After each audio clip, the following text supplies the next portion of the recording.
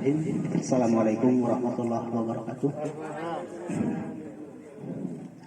Tawakkalna 'ala Allah la haula wala quwwata illa billah. Asyhadu an la ilaha illallah wa asyhadu anna Muhammadar Rasulullah. Alhamdulillahillazi arsala rasulahu bil huda wa dinil haqq liyudhhirahu 'ala dini kullih wa kafa billahi syahidan. Allahumma shalli 'ala sayyidina Muhammad wa 'ala alihi wa sahbihi ajmain. Qala Allahu fi kitabillah, a'udzubillahi minasyaitonir rajim. Hal ataka hadisu dhaif Ibrahim man qara'a Rasulullah sallallahu alaihi wasallam maka na yaumil biliyah wal yaumil akhir. Ya ifat. Makrum dhaifatu. Alhamdulillah Bapak dan Ibu yang hadir di kesempatan pagi hari ini di tarikh 26 bulan September yang bertepatan dengan tarikh 19 bulan Syawal 14 Hijriah. Berkat qada dari roda Allah kita diberi anugerahi tetap kondisi sehat dan mampu berkumpul berbahagia bersama di lapangan ini. Semoga apa yang telah sedang dan akan kita kerjakan Allah senantiasa meridai kita, merahmati kita dan membimbingnya sesuai dengan apa yang Allah kehendaki. Hari ini satu pekan sudah kita ditinggalkan orang tua kita. Salah satunya beliau yang kita hormati, yang Allah rahmati tentunya hari ini, yaitu Bapak Haji Halim. Semoga beliau diterima iman Islamnya. Juga kita yang akan menyusul di kemudian hari pun semoga kita dihusnul khotimahkan, berada di dalam maghfirah dan rahmat Allah tentunya. Bapak dan Ibu, beberapa hari yang lalu saya mendapat keluhan dari saudara, dari keponakan. Beliau belum lama berumah tangga, namun akhirnya ya biasa seperti umumnya dalam keluarga gitu kan, suka ada pecekcokan. Nah, pelajaran yang diambil insya Allah sepertinya kita pun juga sering terjadi hal yang demikian. Nah, di sini kami mengingatkan untuk diri saya pribadi, juga untuk Bapak dan Ibu, dan kami yakin pun juga Bapak dan Ibu telah lebih baik dan lebih mengerti untuk bagaimana cara penanganannya. Apa yang menjadi keluhannya, yaitu suaminya, si istrinya ini ngeluh, mang cenah itu sia teh gitu aseur bicara sebenarnya. Nah, diambil pelajaran anak wadi, nyata salah satunya sering banyaknya teman ke rumahnya. Jadi seur baturan, seur tamu gitu nya. Meureunnan privasi nasi istri rada kaganggu. Nah, gitu. Sebenarnya udah abdi sering gitu ti payun teh kantos ngalaman gitu. Nah, namun di belakang itu jadi kami akan teringat kepada sebuah kisah pada masa Rasulullah SAW, yaitu ada sahabatnya yang kasusnya hampir mirip seperti itu. Seorang sahabat Uhti yang sudah menikah, warga Madinah di Madinah saat itu, mengeluh kepada Rasul, ya Rasulullah, bla bla bla, satu hari tidak digubris, kedua hari tidak ditanggapi, seolah seperti yang dibiarkan. Nah, apa keluhannya? Yaitu salah satunya, aduh ya Rasulullah, ke rumahku selalu banyak orang teman suamiku, gitu. Dan aku sangat merasa resah dan kesal, gitu. Sehingga beliau mengadukan kepada Muhammad Rasulullah SAW. Nah, satu kali, dua kali, sampai ketiga kali tidak dilayani. Nah, lama-kelamaan akhirnya Rasulullah bukan berarti membiarkannya, tapi suatu waktu langsung ketemu dengan suaminya, langsung bilang ke suaminya, wahai sahabatku, tolong sampaikan ke istrimu bahwa besok aku akan bertamu ke rumahmu.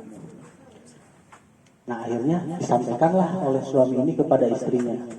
Dan betapa bahagia senangnya sang istri tersebut berikut suaminya akan kedatangan orang yang dicintainya, yaitu pilihan Allah, yaitu Rasulullah SAW.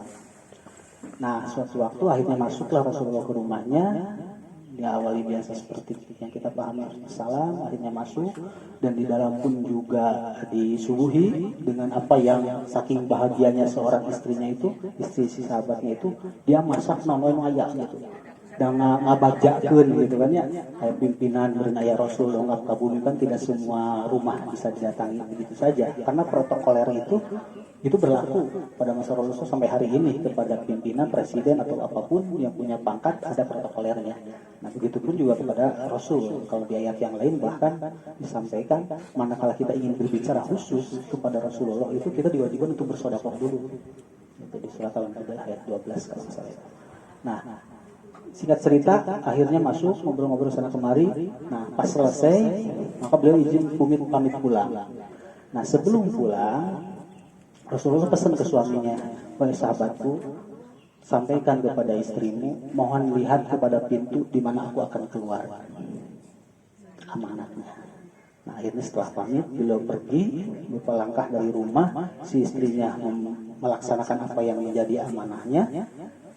Tatkala betapa dahsyatnya, ternyata pas Rasulullah keluar rumah, maka diikutilah oleh binatang-binatang melata yang membahayakan juga hal yang tidak baik mengikuti Rasulullah. Kaget si istri tersebut, kok seperti ini yang terjadi ternyata gitu. Akhirnya dia lari, ya Rasulullah, kamu bisa begini-begini. Akhirnya Rasulullah menjelaskan, ya seperti itulah katanya saudariku, apabila ada tamu keluar dari rumahmu maka bala bahaya akan ikut keluar bersama tamunya. Itu pelajaran yang pertama. Masya Allah, saya ingat kisah itu kemarin kami sampaikan ke keponakan dan ya alhamdulillah mudah-mudahan kedepannya ada perbaikan. Nah ada kalanya kita pun juga datang tamu ti istri, datang tamu ti suami, sok ayat ya horeamna gitu atau napi kumaha gitu. Nah ternyata memuliakan tamu itu betapa memiliki kedudukan yang tinggi di dalam Islam. Kenapa demikian? Kita lihat dalam sebuah hadis tadi dikatakan bahwasanya sampai terjadi syaratnya orang yang beriman. Mangkana yu'min billah wal yaumil akhir, barang siapa yang iman kepada dan hari akhir, wa yakrim do'ahu, muliakanlah tamu gitu. Berarti salah satu syarat orang yang dikatakan beriman kepada Allah dan Rasul itu dan hari akhir itu adalah harus memuliakan tamu. Itu pelajaran yang bisa kami dapat dan insya Allah kita semua telah melakukan hal yang demikian. Namun ternyata hadis itu adalah kesimpulan daripada ayat Al-Quran atau wahyu Allah. Nah jauh hari sebelumnya Muhammad SAW pun juga kedatangan malaikat Jibril. Beliau menyampaikan malaikat Jibril ini kepada Rasulullah itu karena Jazirah Arab itu mengklaim diri adalah keturunan Ibrahim dari Siti Hajar. Siti Hajar anak Ismail sehingga keturunan sehingga membanggakan yaitu Ibrahim alaihissalam. Maka suatu waktu wahyu datang kepada Muhammad SAW yang tertuang di dalam surat Al-Zariyat ayat 24 sampai 27. Nah di ayat 24 itu Allah menyampaikan melalui malaikatnya kepada Rasulullah SAW sehingga kita paham nyampe wahyu Allah ini pada kita melalui lisannya Rasulullah SAW dan para ulama warasatul anbiya, yaitu kurang lebih seperti ini. Hal ataka hadisu dhaifu Ibrahim wal mukramin. Jadi ini kalimat pertanyaan dari Allah, tapi bukan berarti Allah butuh jawaban. Namun makna isinya adalah amar atau perintah. Apa maknanya? Hal ataka hadisu dhaifi Ibrahim wal mukramin. Sudahkah sampai kepadamu wahai Muhammad cerita tentang tamu Ibrahim, yaitu malaikat-malaikat yang dimuliakan. Jadi ternyata ada kisah kepada Nabi Muhammad disampaikan oleh malaikat, kisah tentang datangnya tamu ke Nabi Ibrahim. Nah, hal ataka hadis sudah Ibrahim, sudahkah sampai berita padamu tentang tamunya Nabi Ibrahim? Nah, bermakna di sini berarti ada perintah kita harus mengetahui. Ada perintah yang sudah mengetahui untuk memberitahukan kepada yang belum tahu. Ini bagian daripada itu. Dan kita semua pun menguatkan bagi yang sudah tahu. Nah, apa yang harus kita ketahui yaitu datangnya tamu ke Ibrahim, sementara tamunya itu adalah orang-orang yang mulia.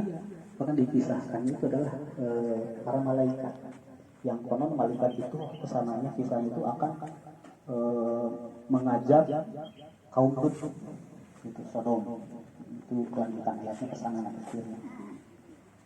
Nah, selanjutnya di ayat 25-nya itu idza dahulu alaihi faqulu salama kaum Harun.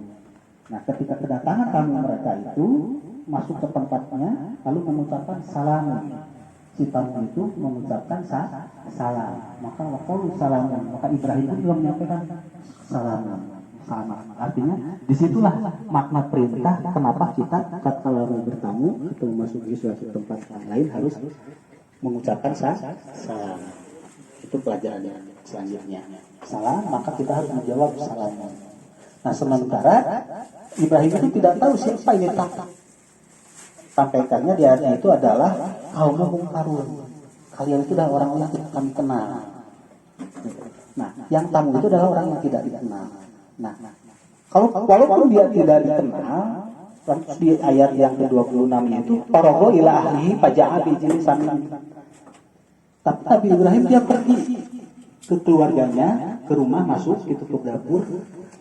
Bahkan beberapa lama sampai akhirnya dia menemui keluarganya, kemudian setelah itu membawa anak kambing sapi yang gemuk yang sudah matang. Jadi beureun ngantosana 5 lami sigana kada mencit heula beureun memasak heula gitu si tamu wah wayana angkasan sakedap gitu. Tapi kapangger heula. Ternyata nu kapangger teh anjeunna menyiapkan jamuan sampai memberikan makanan yang terbaik yaitu daging sapi anak sapi yang muda. Itu Masya Allah. Maka disodorkanlah ke tamu tersebut. Itu maknanya apa? Berarti kita berkewajiban untuk menjamu tamu walaupun itu tidak kita kenal. Nah, di ayat 27-nya, faqarrabahu ilaihim qala ala taqulun. Lalu dihidangkanlah kepada mereka, maka Ibrahim mengatakan, silahkan kalian makan. Jadi setelah kita sodorkan, kita diajak untuk menyuruh kepada tamu itu untuk mencicipinya. Nah, terus di ayat yang lanjutnya, di ayat 28-nya, Pau jasa minhum hifatan qalu la takhaf fabasaru bi gulamin alim. Tetapi mereka tidak mau makan karena itu Ibrahim merasa takut terhadap mereka, tapi mereka paham surti berkata, janganlah kamu takut, dan mereka memberi kabar gembira akan kedatangan seorang anak. Jadi menyampaikan kelahirannya anak dari Hazar itu atau dari Ismail itu di gulamin halim itu didatangi dulu tamu yaitu yang tidak diketahui yaitu para malaikat. Kenapa malaikat tidak makan? Karena memang sifatnya malaikat itu tidak makan, tidak minum, tidak tidur, tidak seperti yang disukai oleh manusia. Itu kelebihannya malaikat. Nah, berarti di sini tetap apabila walaupun dia tidak dikenal, tidak mencicipi suguhan kita, ada pesan, janganlah kamu takut. Ternyata si tamu itu kenapa? Karena akan memberikan kabar gembira. Nah, ada kalanya kita tanpa disadari ada tamu datang, so kadang-kadang suudon lutih heula. Rek wae minta sumbangan Pak, minta itu Kak, ieu rek nganyukar, nah segala macam gitunya. Padahal ya itu tadi, walaupun yang datangnya pengemis, justru itulah yang membawa berita gembira kepada kita. Apa gembiranya? Batur mah hese rek amal ieu geus diambeurkeun unampina. Tinggal nyangakeun pangdampil teu cacat. Teu katingali ku batur gitu. Nah, itu gembiranya buat mukmin. Jadi baik dan buruknya orang mukmin mah ya itu. Untuk orang mukmin semuanya baik. Nah, seperti itu barangkali Bapak dan Ibu, ini kisah sebetulnya banyak tapi tadi udah panas. Perlu lama insyaallah mudah-mudahan berlanjut. Kenapa ada kisah demikian pun sebetulnya sebelumnya ada kisah-kisah yang tidak digubris gitu. Jadi lain orang ternyata Bapak Ibu Ibrahim kedatangan tamu sebelum nama pernah teu dipalire ku Ibrahim teh. Akhirnya ditegur ku Allah gitu. Jadi kisah singkatnya ada tamu orang Majusi ke Nabi Ibrahim dan nyaho bukan Nabi Ibrahim pengikut Hajar cenah penyembah berhala. Sementara berhala nanti pandi tuar gitu nya ke Nabi Ibrahim dia datang bertanda sehingga dia diacuhkan. Akhirnya dia sakit hati, kecewa. Akhirnya dia pergi si tamu tersebut. Nah, tak lama kemudian datang wahyu Allah. Kenapa engkau Ibrahim mengucilkan tamumu? Padahal walaupun dia ingkar kepadaku. Karena sesungguhnya kedatangan tamumu itu adalah akan mengganti 70 kali lipat daripada makanan yang kita berikan. Masya Allah, itu ada 70 ganti kali lipatnya apabila kita menyuguhi atau juga menghormati tamu. Nah seperti itu barangkali ya Bapak dan Ibu tidak bisa panjang lebar. Insya Allah mudah-mudahan ada banyak manfaat untuk kita semua untuk mengingatkan apa yang sudah kita ingat dan menguatkan apa yang sudah kita pahami sehingga kita mampu sedikit demi sedikit melaksanakan apa yang kita bisa laksanakan. Ya demikian saja. Hada wallahi a'lam wa yaquluna alhamdulillahirabbil alamin. Assalamualaikum warahmatullahi wabarakatuh. Waalaikumsalam.